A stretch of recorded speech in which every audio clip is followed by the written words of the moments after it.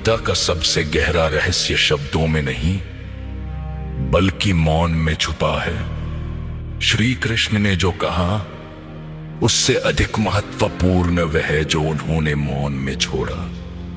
ये मौन बाहर का नहीं, भीतर का अनुभव है, जहां सत्य बिना आवाज के प्रकट होता है। युद्ध भूमि में खड़े अर्जुन के प्रश्न केवल युद्ध से जुड़े नहीं थे, वे अस्तित्व से जुड़े थे। उन प्रश्नों के बीच जो ठहराव था वही गीता का द्वार था। गीता उत्तर देने से अधिक भीतर सुनने की क्षमता जगाती है। गीता कर्म करने की बात करती है पर फल की पकड़ छोड़ने को कहती है। ये त्याग नहीं स्वतंत्रता है। जब फल का बोझ हटता है तब कर्म साधना बन जाता है और जीवन सहज हो जाता है। मौन का रहस्य यह है कि वही मैं पिघलने लगता है।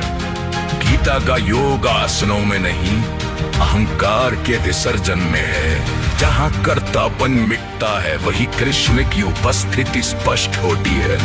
अर्जुन ने उपदेश शब्दों में सुना लेकिन विराट रूप मौन में देखा। जब बुद्धि थक जाती है तभी दर्शन संभव होता है। गीता सिखाती है कि सत्य तर्क से नहीं, समर्पण से खुलता है। गीता ये भी दिखाती है कि भय बाहर नहीं, भीतर जन्म लेता है। मृत्यु का डर वास्तव में पहचान के खोने का डर है। जब पहचान छूट जाती है तब मृत्यु भी भयावह नहीं रहती। ज्ञान, भक्ति और कर्म अलग अलग मार्ग लगते हैं पर अंत में वे एक ही मौन चेतना में विलीन हो जाते हैं। वहां ना कोई मार्ग रहता है, ना कोई यात्री, केवल शुद्ध होना शेष रहता है। गीता का संकेत है कि कृष्ण कहीं बाहर नहीं है, वे रथ पर नहीं, हृदय के केंद्र में विराजमान है। जब मन शांत होता है वही हृदय उनका आसन बन जाता है। आज का मन निरंतर शोर में डूबा रहता है, सूचनाओं का शोर, इच्छाओं का शोर। गीता उस शोर को काटने की कला सिखाती है। वह कहती है रुको देखो और साक्षी बनो। मौन का अर्थ संसार से भागना नहीं है, मौन में स्थिर रहकर कर्म करना ही गीता का साहस है। इसलिए गीता संन्यास की नहीं, जागृत जीवन की पुस्तक है।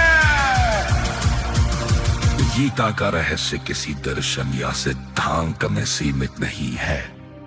वो केवल पढ़ने से नहीं खोलता बल्कि जीने से प्रकट होता है।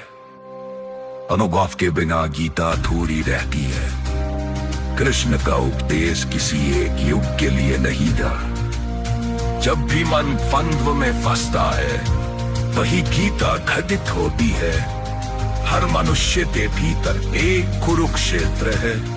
मौन ने छुपा ये सत्य बताता है, नियंत्रण छोड़ने पर ही जीवन खिलता है।